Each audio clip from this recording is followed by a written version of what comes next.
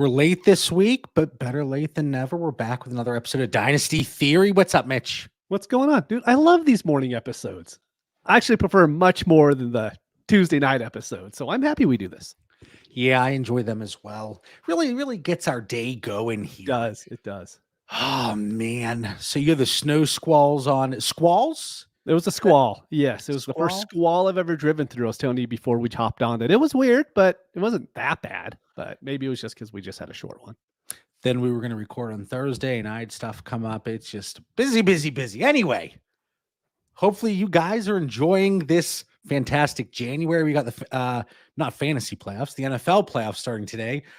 Mitch is a confirmed old complaining about late night start times. I mean, that's true. Okay. Yeah. Okay. I mean, 7 o'clock is pretty late for me. It's really close to my bedtime during the week. So yeah, we know that. We know that. Try being a co-manager with him in startups, and like, hey, you up? I'm like the late night booty call here. That's kind of funny because I texted you last night on who you wanted, and then you were asleep. I was asleep, but I'm also 2 hours ahead here. Anyway, excuses. So this time of year, I mean, I've been diving into a lot of the rookies and getting all my spreadsheets in order. And I know Dan, he's going to be jumping into film, and we got the Fantasy Effect team, which they air every Wednesday night on our YouTube channel. They're diving into that as well. And, you know, it's easy to forget about the veterans and even the young guys in the league today. So what we want to talk about, this was posed in the Discord, oh boy, I think 2 weeks ago now. And it was kind of centered around what young dynasty assets, for one reason or another, do we not want to invest in at their current price? And is there an opportunity because of that to pivot to the more boring veterans? Again, it's January. No points are being scored. Nobody wants veterans. We see it in the startup. Yes, the startup that we're taking part in right now. And it's been veterans galore in the later rounds. You know, whether it's certainly running back, but across all positions. So there are pivot opportunities, and we talk about that a lot in the Pivot Point, which is part of our Dynasty Theory Patreon, $5 a month with the additional tiers and all that good stuff. But there are opportunities to pivot off of these guys at what may be seen as an inflated value. So Dan, obviously, as you can see or hear, if you're listening on the podcast feed, is not able to join us today, but there were a few guys that he had brought to the table that we want to touch on a little bit. And then, Mitch, you have two guys that I think are going to be rather polarizing. So I'm very interested to hear your take on why they would be included on an episode of Young Dynasty Assets to Avoid ... at their current cost. But before we get into specific players, the landscape right now, obviously the Dynasty calendar, the part of the year, it is all about youth and young assets. What opportunities have you maybe seen in previous years, or mistakes that you've made in previous years that you could kind of look at early on in this offseason and either implement yourself or avoid altogether? I'm kind of putting you on the spot here because this was not in the show notes. It wasn't, but yeah, it's that part of the thing is hard as a dynasty manager, right? Because we all go through it. We all go through the cycles on, hey, I really want the veterans between September and November. Then as soon as January hits, I don't even want Mike Evans on my teams anymore, even though he probably led you to a lot of fantasy playoffs this year with how he played. And so for me, the last couple of years, it's been getting out of that and be willing to go heavier into veterans. So like Christian McCaffrey could have been handed for any 23 first this past off season, right? You could have got him in any league you wanted at that price point. And there's going to be guys like this throughout this offseason that are going to be the exact same to where, oh, we don't like him because they're a 26-year-old running back. Well, that 26-year-old running back might also win you your league compared to the 20-year-old, the Kendre Miller coming in, right? Oh, he's the 201 in every draft. You need to have him on your team. He wasn't startable for the whole season, and that happens. Tajay Spears was startable at least, but he's not helping you win anything. So I think just getting out of that rookie young asset, I think it's a decent thing to do. If you're in this, like if you have one team and you just like, let's say we're going to talk about JSN later, right? You like JSN, you want him on your team, that's cool. But if you're in multiple leagues, you're trying to win as much money as possible, it's probably best to try to get off of those kind of players. And you made a good point. I think we're kind of seeing it early stages of the offseason. We see it every year, and we're seeing it certainly in the startup that we're taking part in. And like I mentioned, we have the young assets. We have the rookie picks going in the earlier rounds, and maybe at times a little earlier than they should be. And then you start slamming home the veterans. But then I think it opens up a unique opportunity with mid to late seconds, because you have people that they start to look at their lineup. And yes, it's January and a broken record. We talk about it every year, but especially in startups, you start to look at those starting requirements. And it's like, okay, I want to start to fill that out, but that's going to allow other assets to slip. So in that startup, we have the 103 and the 110, and then we scooped back to back the 208 and 209. But again, it was because of the assets, like veterans were really starting to go in that range. And that's something that's going to be really hard to do in existing leagues where we have an overall framework, we have a baseline of how that league has been going, especially if it's been multiple years, and you see people just kind of hang tight. They'll see how the rookie draft plays out, leading up to it, the combine, free agency, the NFL draft, obviously. But then, I'm looking at these rookies, and I have my tiers set up, and right now I have in 12-team Superflex 2 PPR for tight ends. I have up to 211, a fairly strong idea of what I want right now. But then I have 9 guys tiered together, and this is without really digging in. I got to do tight ends now, running through the running backs, the quarterbacks, wide receivers. So 9 guys, not including maybe any later round tight end, that I very well could see take that 212 spot. And because of that, we talk about it all the time. We see these opportunities where, and we're going to see it a lot this year, where maybe one person's 112 is my 208 or 209. And that difference there and that type of variance is going to create a lot of opportunities. So if you're digging into the rookies and you have a strong idea of which direction you want to go, somebody might look at that 212, 301 and say, it's only an early third. I can move off of that. If it's something that helps push a deal through, I think that's going to be, an opportunity there. Anyway, so like a kind of a tangent there, but the young guys that we want to talk about, let's talk about your wide receiver first, because this might be the one. And again, I don't really know where you're going with it, so we'll see. You're keeping me on my toes here, Mitch, but we might have a little bit of a disagreement, and there might be people in the Discord and the Patreon that come out with their pitchforks and they want your head, on a silver platter, if you will. So what do you got? Okay, so let me start this off by, this is a really hard episode to do, right? It is. We're in Dynasty. We love young players. It's what we like. It's what we value the most. So I had to pick guys that I wanted people to take a step back and be like, okay, maybe there's a point here. So I'm going to talk about Jaden Reed here. And the reason why is because in the Discord 2 weeks ago, there was 2 different trade pools that were brought up. 2? I felt like there were a million. Yeah. But, the ones that I'm bringing up are 25 first or Jaden Reed. And the second I'm seeing a first for a wide receiver like Jaden Reed, I am out. I'm like, give me that first every day of the week. And so that's why I'm bringing him up. It's not like I don't like him. I think he's actually a good wide receiver. He's good on the Packers. He's probably their best wide receiver when Christian Watson is injured, which he always is. Correction, you don't need to include when Christian Watson is injured. Yeah. He is the best wide receiver on the Packers. When Watson is in, it's still Watson for me. But that price point, I'm just out on. And we see this a lot too, where We see these rookie wide receivers or second-year wide receivers come in. They have a pretty decent year.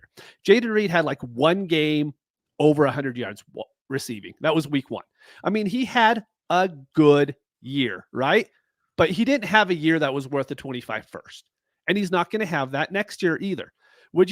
That 25 first could have got you, I brought him up before, could have got you Mike Evans and another piece, right? If you did that earlier. So for me, these guys are great, but you could find a Jaden Reed on almost every team in the NFL. You can. I mean, you're going to go off about his stats. I'm going to go off on I'm stats. not going to even mention his stats because you wrote them down, so I'm not going to go off of it. But you could find wide receivers that are going to have 800 yards receiving on every single team in the league. So paying a 25 first for a player like that, I'm just out. All right. Go ahead. And in that specific league where you mentioned the 25 first, I believe it was a start 9. So it may have swung things a little bit one way or the other. Do you know how that poll went? It was dead even. That's why I brought it up. It was 4-4 or 5-5 for the pick or for Reed. So for me, I'm like, no, you take the pick every time in that scenario. All right. So Jaden Reed right now in Fantasy Calc, these are based on actual trades that have gone through. And we talked about this in the Discord. It takes time for a data set and a website like Fantasy Calc to really catch up with the offseason values because we're just getting out of the fantasy playoffs, right? So it's going to take some time to see how values really adjust. Like there were a few that really stood out to me, not to get completely sidetracked, but Sam Howell on there is quarterback 24. Mm-hmm. That has changed Probably greatly. Not gonna happen. Yeah. Alvin Kamara, running back 18. Derrick Henry, running back 26. Devontae Adams, wide receiver 21. I think Stephon Diggs 22. Things are going to change again once we get more information and more inputs there based on actual trades. But on Fantasy Calc, again, this is the tangent episode going all over the place. Jaden Reed, wide receiver 29. Is that fair in your mind? It's fine. Yeah, I think that's fair for him. All right. But there's a big clump. Like right now, I have Jaden Reed in the 19 to 25 tier. Mm-hmm. And then right behind them in that 26 to 33 tier are like, there's 15 guys, probably 20 guys. Not that huge of a difference. But let me talk about Jaden Reed for a second. 64 receptions, 793 yards, 8 touchdowns.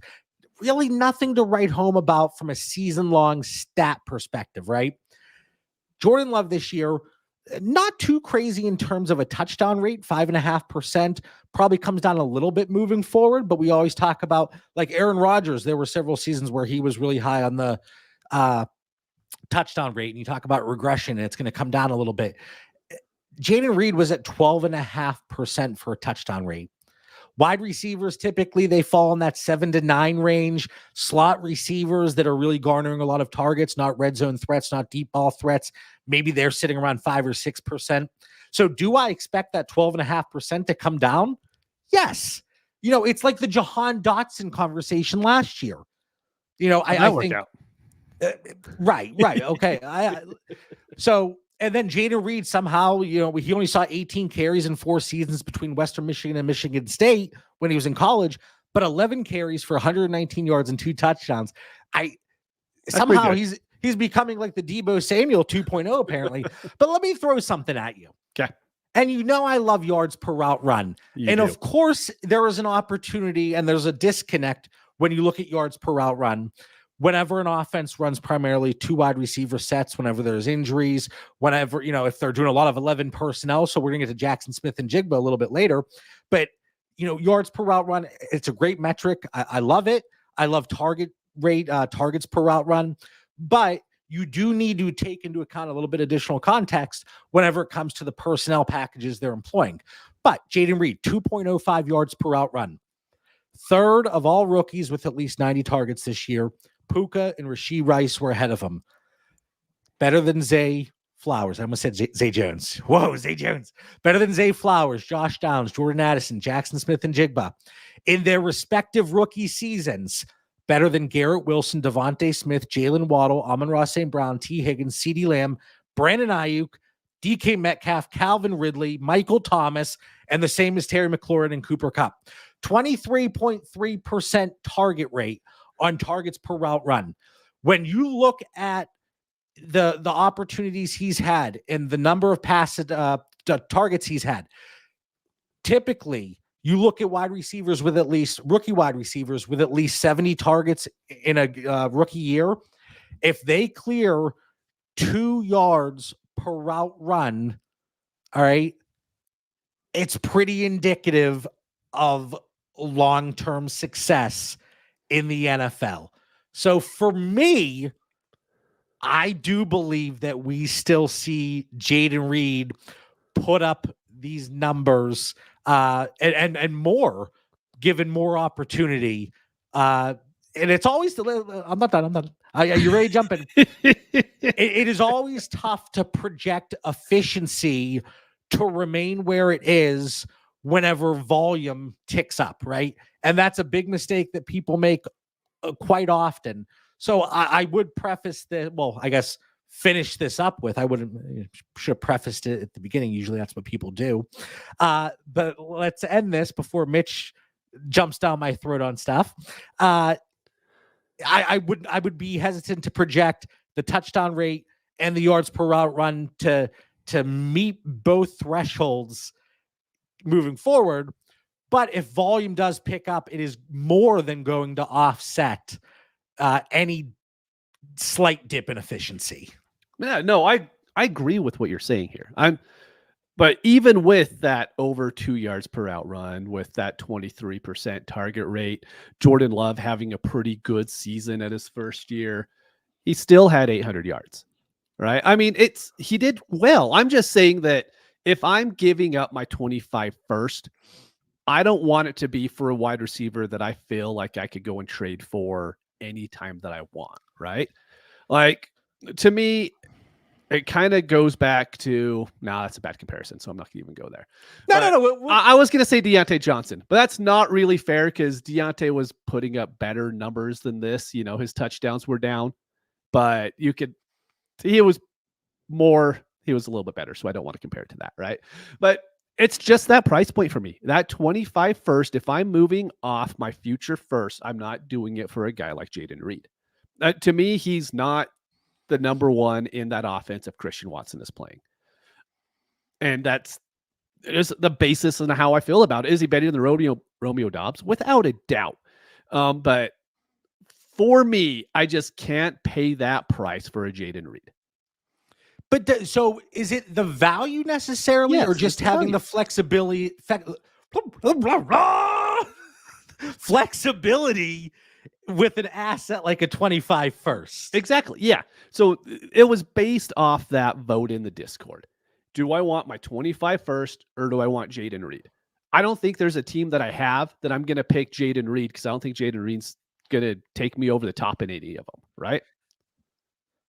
Bill in the chat, our friend Bill, super duper flex. The Reed's usage in the slot versus outside, 75% from the slot. And this is kind of weird because nobody's slot shaming here, but Mitch, you are a huge slot advocate. So I'm surprised that you're not all about Jaden Reed. Okay, here's the reason why I'm a big fan of the slots, right? Because the slots are usually undervalued. Usually you can find a guy that's going to get you 60 catches for 650 yards, and you can pay a third for him in August. This is like the Cole Beasley, Jamison Crowder types, right? You just said Jaden Reed and Cole Beasley and Jamison Crowder in the same sentence. They're the same guy. I don't see the difference. Oh man. All right. Well, 10 years younger, right? Well, we're talking about pivoting off of these guys for veterans. Here are some wide receivers. Again, the caveat is it's still including values from the fantasy playoffs. But Jaden Reed or Mike Evans? Mike Evans. Strong disagree. Oh, Mike Evans. When Mike Evans is on the Kansas City Chiefs next year, you just wait. Jaden Reed or Christian Watson? I think you would go Christian Watson. No, honestly, Like, I think Christian Watson is the better wide receiver, but he's injured so much right now that I can't buy into him. So I'd rather have Reed. George Pickens. Reed. But you know my feelings on Pickens. Wait, and George Pickens is younger than Jaden Reed, but I bring him up as the veteran pivot yeah, because he's been in the league. And we talk about him so much. Keenan Allen. Oh God, you're giving me these horrible ones. Yeah, I guess Jalen Reed. Yeah, I'll keep doing that all off season. I know you will. And we're gonna get Jaden Daniels, exactly. Jeff JT Daniels, JT Daniels, Calvin Ridley. Oh, not Ridley. I won't have Ridley on any of my teams. Chris Godwin. Amari Cooper. Terry McLaurin. Reed. Christian Kirk. All right. Now, I think the pivot opportunities, what would you want added? You mentioned him earlier, Deontay Johnson. What would you want added to a Deontay Johnson? Let's assume the typical 12-team Superflex, 2 PPR for tight ends, if you're moving your Jaden Reed. What do I want added to Johnson? I'll take Johnson straight up. Yes. Yeah. I would advise to get a little plus, because based on the market, you're going to be able to get a plus. But I mean, if the plus is, if I got to scroll all the way down to get like, hey, am I getting Parker Washington on top of it? Cool. But Jaden Reed plus 2024 208 or Stephon Diggs. Okay. No hesitation. All right. Same question with Devontae Adams. Same question with Cooper Kupp. No, can I wait till after tomorrow's game to see if Cooper Kupp actually looks decent? I'm afraid that like he might just be broken. You made a good point there. And this is a question that came up in the chat. Complete tangent, but that reminded me. If there is a guy in the NFL playoffs right now that you have interest in trading for, if the price is right, do you make the move today, or would you like to make sure there's no crazy injuries in the playoffs? For me, if the price is right, it doesn't matter. But I've seen people say, hey, I want to hold off because I don't want there to be any injuries here that would then impact the value, and I could then get a discount, or I would just avoid altogether. No, I'll trade for him today. Like Cooper Kupp is the only one that comes to mind for me that I'm pumping the brakes on a little bit, just because I'm afraid that the old Cooper Kupp might not be there anymore. But I mean, there's a chance if they beat the Lions, they move on, and he ends up having 150 yards each game. Then I'm okay going to pay that higher cost for him, mainly because he's a veteran, so people are going to want to move him because he's old and he's going to break down. So at that price point, I'm willing to go get a little bit more. I just want to make sure that's still in the cards for him to be that player. Okay. And last note on Jaden Reed before we move on here. A 30-minute episode, huh? Yeah. But before we move on, I have Jaden Reed in the sheets as a buy. I have that guy in green. I know you. Okay. And it's funny because I have him in green compared to other receivers. So looking at it positionally, but overall, I think he's right where he should be. So he's coming in 70th overall. And that's not inclusive of incoming rookies. So you drop a few of them in right around the 80 mark. And I think that's fair, which would tell me I'm just higher on him within the position of wide receiver as opposed to cross positional pivots. So, all right. I'll take the lead on this one. This is somebody that Dan wanted to mention. It's Jackson Smith and Jigba. And at first I was like, does he still have that much interest in the larger dynasty community? But he does. There is still, go on Twitter, on X, whatever you want to call it. There is still, go on Reddit. There is a lot of excitement still. And you can tell yourself the story because DK Metcalf, Tyler Lockett, you look at other receivers coming in, They didn't really have that type of target competition. So again, you could tell yourself that story. Pete Carroll, he's out. What do they do? Do they bring in a more pass heavy philosophy moving forward? And if they do, it's going to benefit a player like Jackson Smith-Njigba coming in at wide receiver 18 on Fantasy Calc. 63 receptions, 628 yards, 4 touchdowns. Got to talk about yards per route run. But again, asterisk, playing with DK Metcalf, Tyler Lockett, more 11 personnel. I got to look at the splits between 11 personnel and 2 wide receiver sets, but 1.32 yards per route run. So I went back since 2011. Players during their rookie year with at least 90 targets and less than 1.5 yards per route run. Okay. So this is 13 years of data. Darnell Mooney, Sterling Shepard, Alan Hearns, Greg Little, Justin Blackman, and then DeAndre Hopkins. So from a production standpoint, he could be anywhere between Greg Little and DeAndre Hopkins. The sample tells me it's going to play out. Now, again, you look at these guys like Darnell Mooney, 5th round, Alan Hearns, I believe, 2nd, Hopkins 1st. So asterisk again.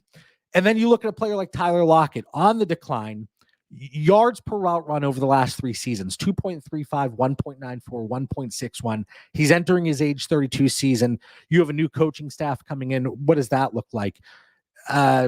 Lockett's under contract through 2025, $20 million in dead cap, $7 million in savings this year. But if there's a post June 1 designation, $10 million in dead cap, $17 million in savings for the Seahawks.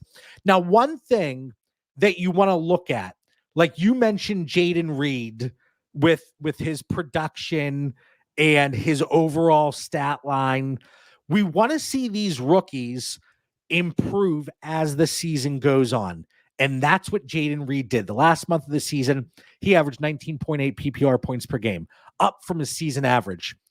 Jackson Smith-Njigba, his yards per route run actually declined as the season progressed, and he averaged 9.9 PPR points per game towards the end of the season. Now, you could, again, point to several different factors, but there, in my opinion, are more red flags comparing Jackson Smith-Njigba versus Jaden Reed. I have them tiered together, but Jackson Smith-Njigba at his current value, he is a sell, wide receiver 18.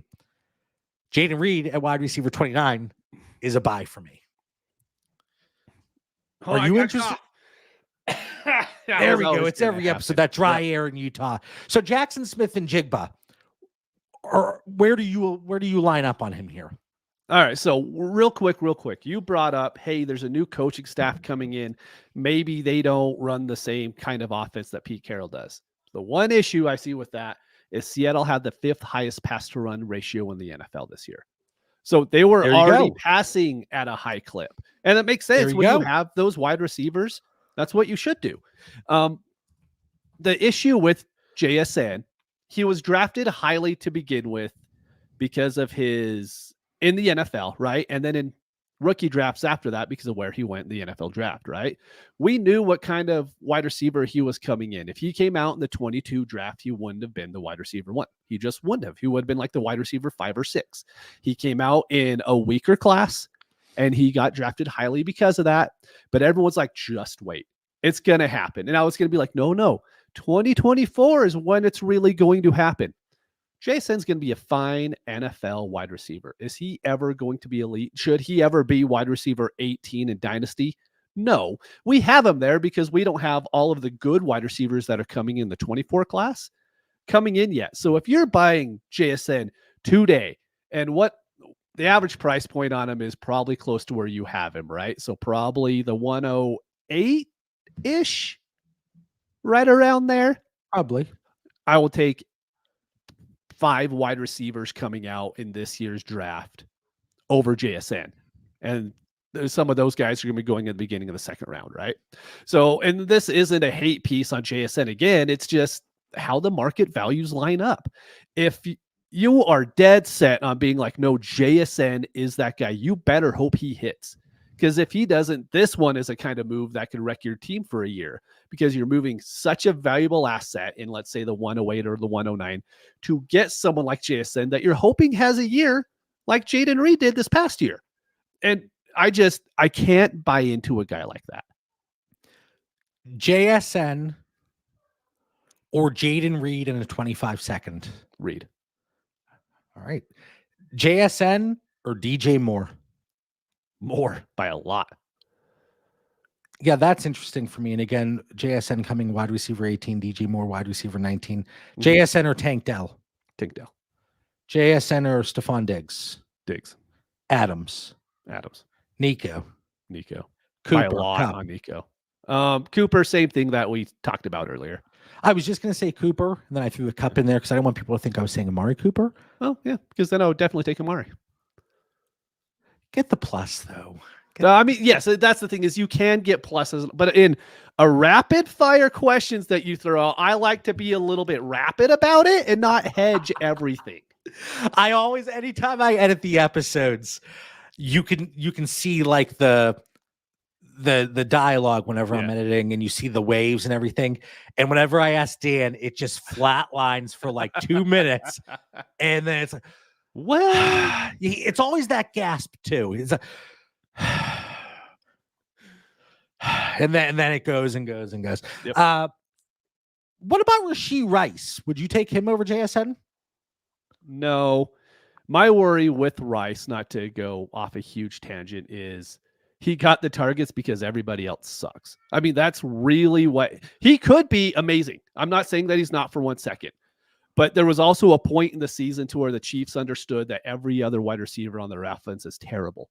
So throw to Rice, and Rice produced. So by all means, he might be that good of a wide receiver, and that's what we're going to see. And maybe he's undervalued right now, but there's also a very strong chance that that is all that they had. Yeah, for me, Rashee Rice, like if we're going to talk about Jaden Reed, Rashee Rice, Jackson Smith, and Jigba, and it's like, well, I was going to say Goldilocks. Like, is she the beds, right? Okay. Like Rashee Rice or Jackson Smith and Jigba, this bed isn't right. That's he's in red. All right, I want to trade him. Jaden Reed, I want to buy him, but this bed's too soft. Rashee Rice, just right. I think he is valued appropriately right now. So he's going to be that bed that's just right. And then the Bears come in and eat her. Do they end up eating her? No, probably not. Probably not. I'm guessing not. All right. That's the bedtime story I tell Mike.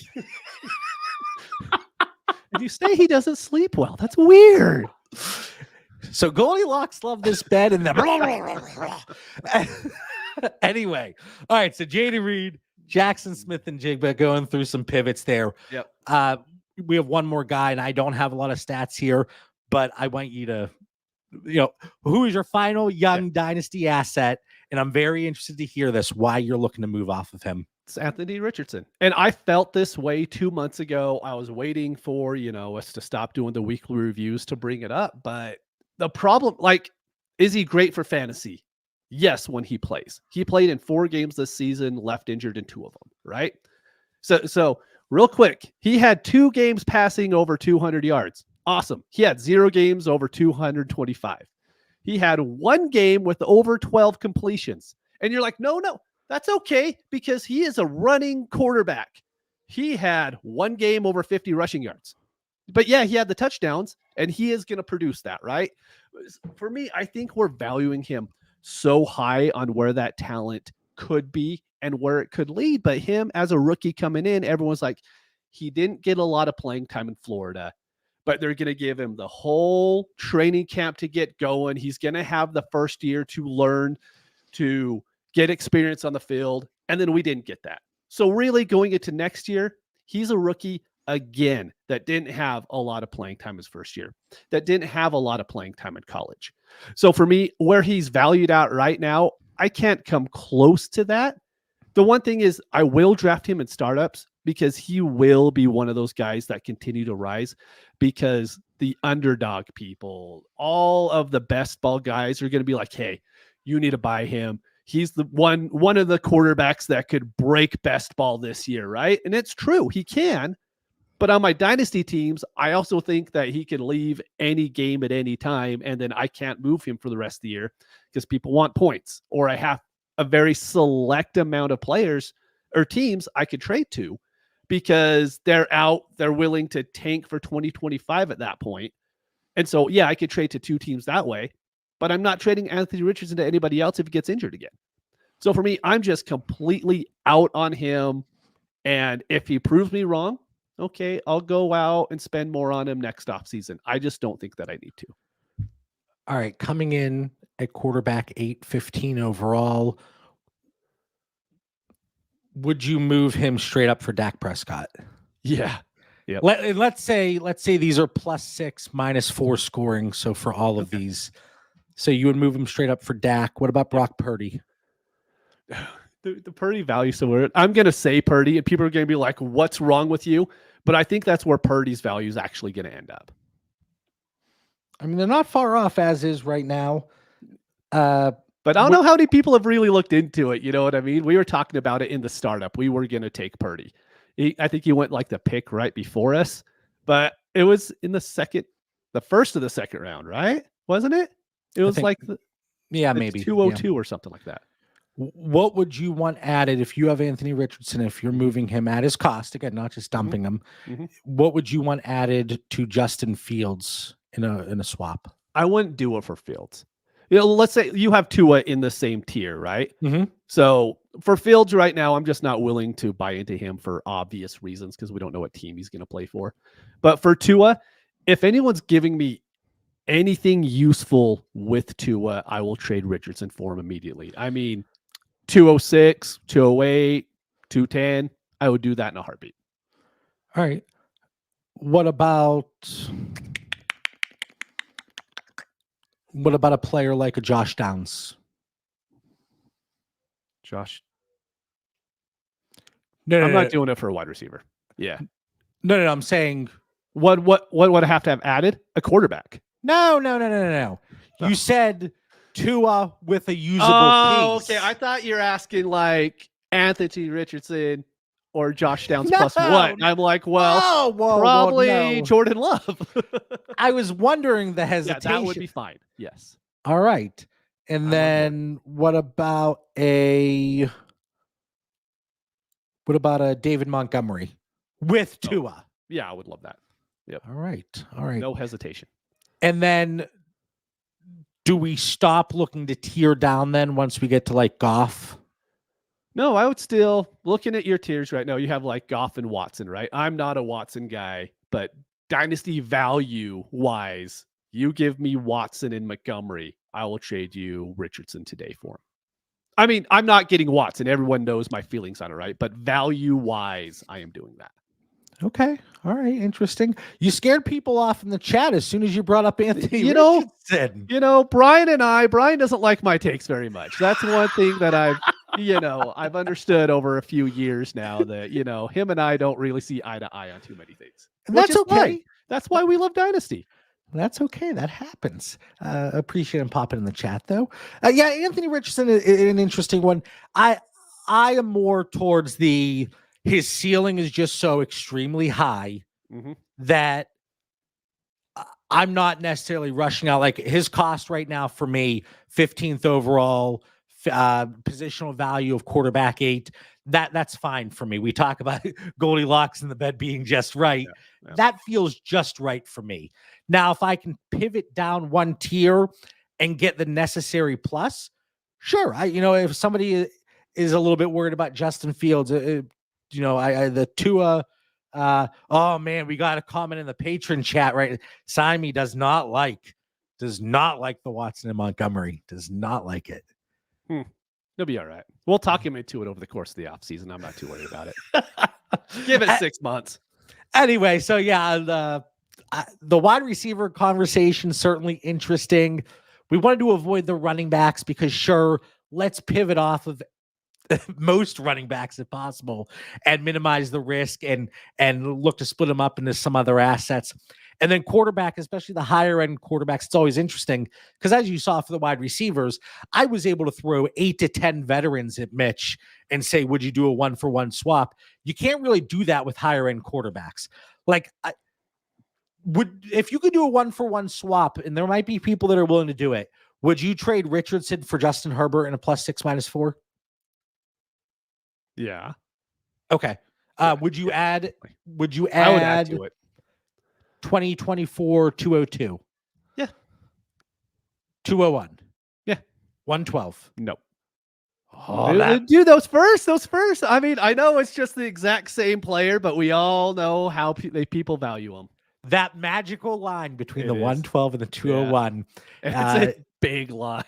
I mean, it's but mentally it is for folks. Yep. Would you add Anthony Richardson and 112 for CJ Stroud? I want Stroud. Yeah. Joe Burrow. Yep. Burrow. Lamar Jackson. Lamar. All the top guys, I do that. Would you do? I would do Richardson and the 106 for any of the top quarterbacks. Allen, Mahomes, Hurts. Okay, I think that's fair. But then where's that line with like Lamar, Burrow, Herbert, Stroud? Pretty close. 108, 109. Okay. And like I said, I love this draft. So this isn't like, hey, I don't like this draft, so I'm willing to move these picks. I think this draft is going to be awesome. But I would just rather tier up to that higher end quarterback. That's how I'm building all my teams if I can. Yeah, certainly. I mean, realistically, with the range of outcomes, certainly a safer move to make. But again, I think for me, the ceiling and just the explosiveness when it comes to Anthony Richardson, this very well could be the cheapest we could get him, but it might be a little less expensive, especially if we happen to get another season-ending injury. But again, I'm not necessarily docking him for that. In terms of last question on Anthony Richardson, in terms of 2024 picks, which picks would you take over Anthony Richardson? Again, let's assume typical quarterback scoring, and then +6 -4 for passing touchdowns and interceptions. So we have, let's see. So we have Caleb 105 because you have Marvin, Caleb, Drake, Jaden, just like how you have them in your tiers, right? I would take all of them over him without a hesitation. So you would move the 105 to acquire Richardson? Yes. And then you would move Richardson for the 104 or better? Yes, exactly. Yep.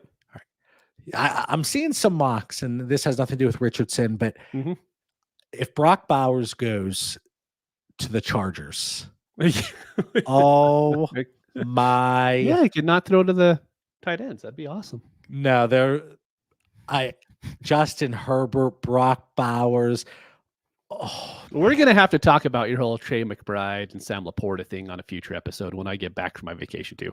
I need to go on vacation just to settle down, and then we'll come back and have a talk about it. That's fine. I'm still thinking about Brock Bowers. I mean, not to get too Dynasty Theory after dark, but I'm going to have to change my pants if he ends up in Los Angeles. How high are you going to have him? Are you going to have him in the same tier as right now you have Hawkinson, Laporta, Andrews, and McBride all in the same tier? Let's just say he gets a better than average landing spot in the first round. He goes with that group. It's so because, and it's kind of like the Pitts factor a little bit. Like it's so tough to have this guy just be there when we've seen like Hawk, Laporta, McBride, all 26 or younger. And then even Andrews, I know there's a concern with his age, but if he goes out here and in the playoffs, let's say he puts up a 10 for 150, easily could. Boom, tight end one again. Yeah, but yeah, if the expectation is around top 10 draft capital for Brock Bowers, but if he gets a really premium landing spot, oh man, especially in 2 PPR or 2 tight end formats. Oh mama. Woo. I'm getting all hot and bothered. I should have worn this sweatshirt today. Anyway, we're going to be back on Tuesday, and I say it's going to be Dan and myself. Mm-hmm. We're going to be talking about some of the coaching changes, what impact that may have moving forward. Obviously, in a lot of them, it's going to be kind of like a projecting forward what they may do, what they, what we think we see with the coaching hires, how it's going to impact some players. And we'll have some fun conversations while Mitch is poolside with a daiquiri and an umbrella in hand. Be amazing margarita, but it's okay. I'm a daiquiri guy. I mean, I'll take margaritas too, but if I have the choice, I'm going with daiquiri. Anyway, hopefully y'all enjoy this show. I know some people left the chat right away, but for Mitch Sorensen, my bad, Dan Lamagna, I'm John Bauer. Have a great weekend. Enjoy the first round of the NFL playoffs. We'll catch you guys on Tuesday. Thank you.